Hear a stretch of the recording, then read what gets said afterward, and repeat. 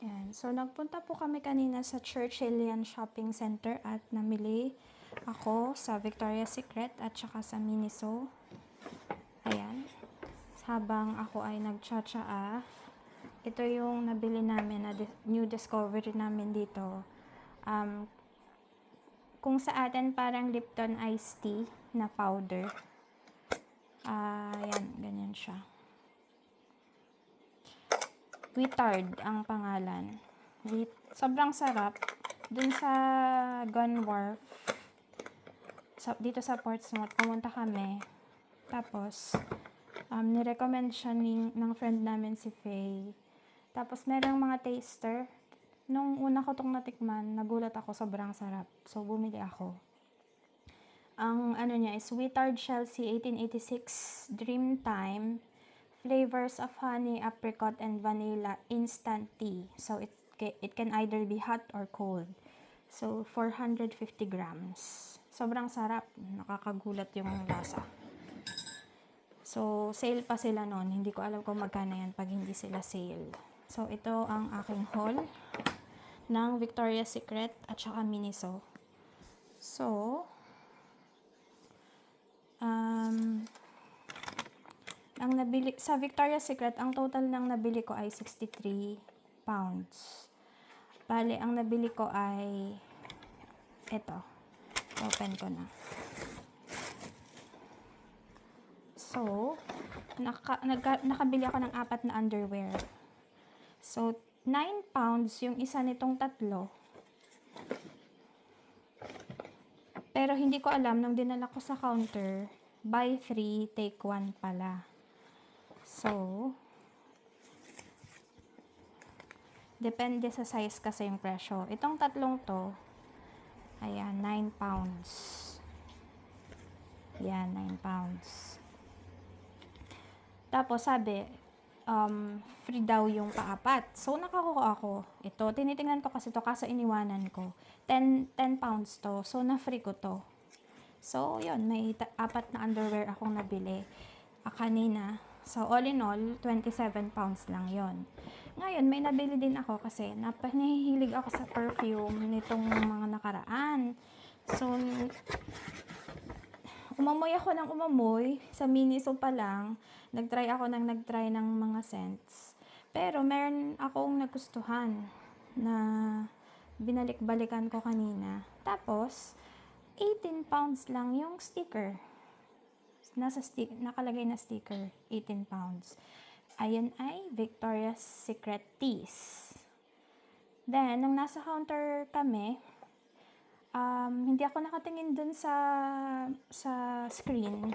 Pinapunch niya pala to as 26 pounds. Pero, ang gusto ko agad itanong sa kanya, magkano to kung hindi Boxing Day? Kasi Boxing Day sale kanina.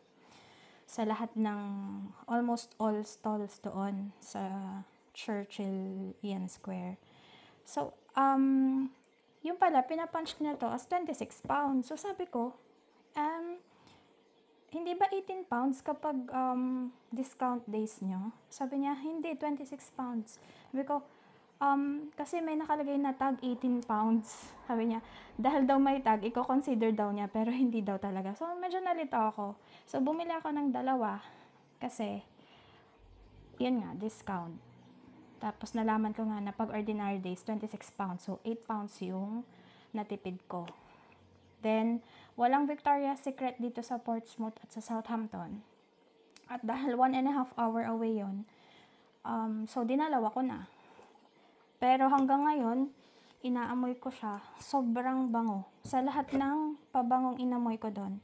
Hindi ako mahilig sa pabango, kaya napaka-particular ko pagdating sa mga pabango. So, ito ay sa totoo lang, ang nakalagay dito, hindi ko sure kung anong actual description na itatry kong hanapin.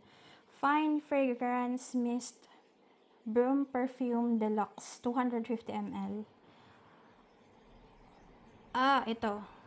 Ay, walang nakalagay na notes. Pero sobrang bango. So, i-research ko mamaya. Wala akong alam sa description ng mga perfume. Pero parang siyang may pagka-flowery na vanilla. Yun, may pagka-flowery na mild lang yung amoy niya. Na parang may musty. Pero ayoko ng matapang na amoy. Parang ano lang, nagtatagal siya kasi kanina ko pa in-spray hanggang ngayon nandun yung amoy. At hindi siya matapang. Hindi siya, kumbaga parang pag ito ay naamoy ko dun sa, for example, sa katabi ko tapos ito yung amoy. Parang masarap lang na amoyin. Ganon. So, oo nga, parang tease. Parang nang titis. Pero, hindi masyadong matapang, hindi nakakasulasok, parang hindi masakit sa ilong. So, 18 pounds each itong teas. So, all in all, 63 pounds ang binayaran ko sa Victoria's Secret. So, sa Miniso naman, ang na-haul namin ay Hello Panda.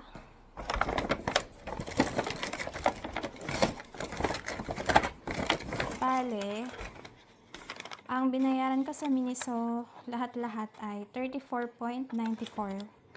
At ang nabili namin is Hello Panda na dalawa, 1.99 each. Ay, hindi. Hello Panda, isa lang, 1.99. Then, bumili kami ng dalawang yan. 1.79 pounds. Isang vanilla, isang choco. Ayan siya.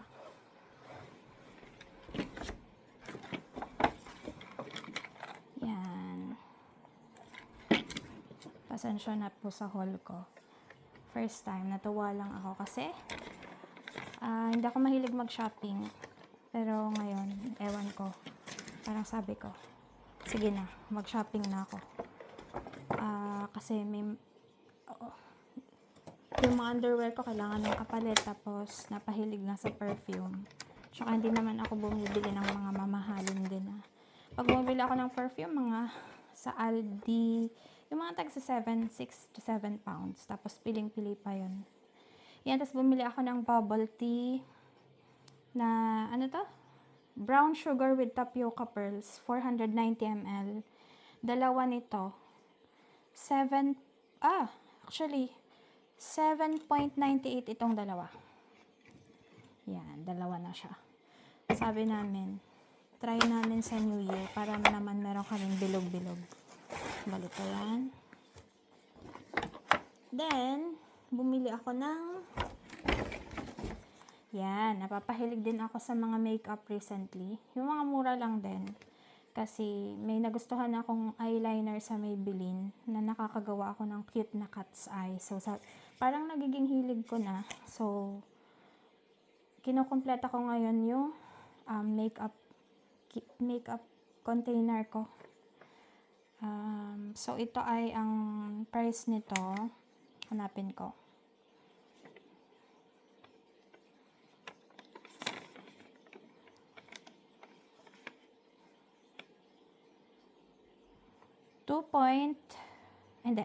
$3.99. So, sabi dito, ano siya, Miniso ang brand niya.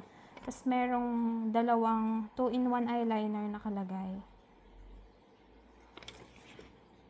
Yung tip na yan, alam ko gamitin. Itong isa, meron, sabi niya, gel eyeliner gel.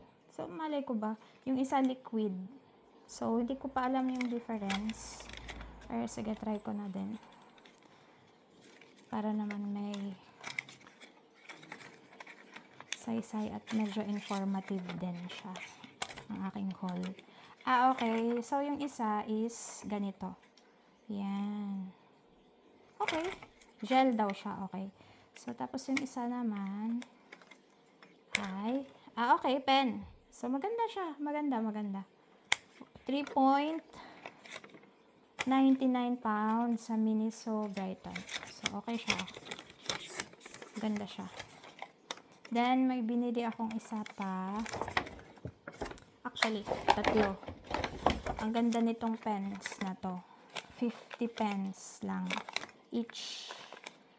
Yan. Ang ganda niya. sumulat at madali. Kulay blue. Madaling So, mahilig kasi akong mag-journal. At minsan tinatamad ako mag-journal pag alam kong wala akong pen na maganda or madaling ipang sulat. So, yan, bumili ako ng 3. So, 50 pounds each. Ito dyan sa labas. Tapos, pumili din ako ng makeup brushes, tsaka yung mini, tawag dito? So, 1 powder brush, Miniso din ang brand, eyeshadow brush, lip brush, eyeshadow applicator, 3, eyebrow brush, ayun. So, kasi wala ako nito. Ang ginagamit ko nung last time is cotton buds. So, sabi ko, sige, bibili na ako. Ang price nito ay mura lang din. 2.07. 2.79 pala. Yan. Diba? Mura lang. Sa Miniso. Miniso din ang brand. So, yun. Tapos, ito, bumili din ako ng Minimalist 4-shade makeup palette. Pink and brown. Meron akong mga glittery nito, pero more on gold and brown shade. Wala ako ng mga pink, so binili ko to. At ang price nito ay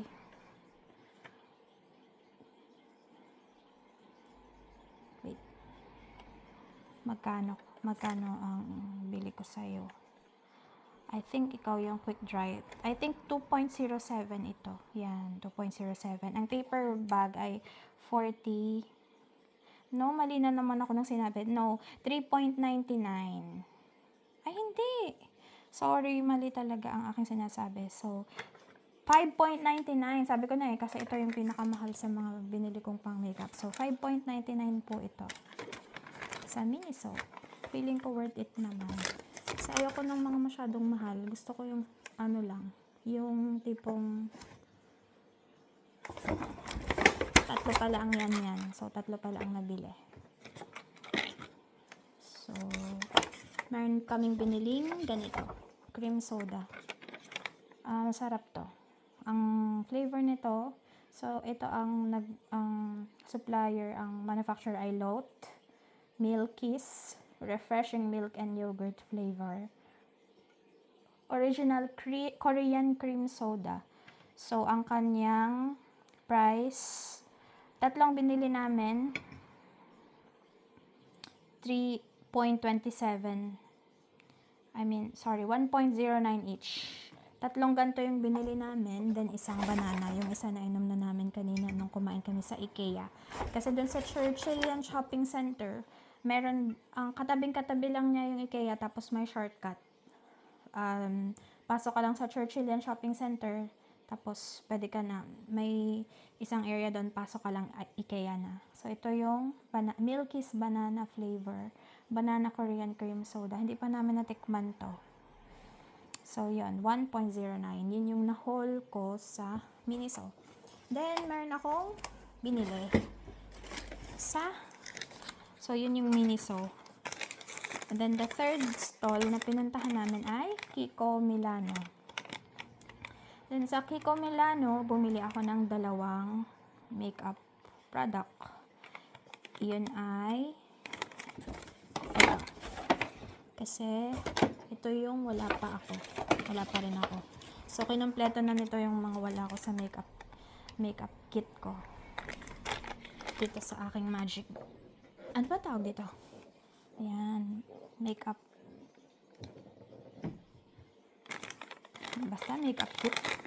Ayun. Ito, binili ko ang lip pencil. Wala ko niyan. So, it's shade 22. At ito, ang halaga nito ay 4.99. So, napakamura lang. Meron din ito sa Southampton. Pero, for the first time, dito ako sa Brighton, sinipag pumasok. So, bumili niyan ako. So, at itong isa, ito yung hinahanap ko. Marami akong, iba. So, may brown na akong shade ng eyeliner. may black. Medyo parang palima ko na to na eyeliner or palima. Paanim, sorry. Pero naghahanap ako ng shade na mapula. So, ayan siya. Ayan. Yan. Mauve. Medyo may pagka-brown pala siya. Pero, more nagli-lead towards medyo pa-pink. Pinkish brown. Parang ganun. So, ang price nito ay 6.99. So, all in all, ang ginastos ko lang sa Kiko Milano sa Brighton, Churchillian Square ay 11.98. So, ano na din to, applied na din yung mga Boxing Day discounts dito. Tapos, ang ano nila is, mag-register ka sa kanila, which is nag-register ako gamit yung email address ko. May free ako ngayon na isang product sa birthday ko. Then, another, may discount daw after, may sinabi pa pero mas naalala ko yung free gift sa birthday ko. So, ayun, ang aking hinol sa Brighton Churchillian Square. Third time namin bumalik sa Brighton dahil ginawa at ginamit ng Nix yung aking gift sa kanya na zipline. Brighton Zip Adventure. Nasa stories ko yun. Panoorin nyo. Nakadalawang beses siya doon. Kasi, ayun. Kasi, Christmas gift ko nga sa kanya. So, ayan po. Ang aking mga hinol. Yan. Time na para inumin ko ang aking Wittard tea. Yan. Ang aking recommended. Ang sobrang sarap. 10 out of 10. So, yan na po. Manonood na ako ng TV. Bye! Till next time!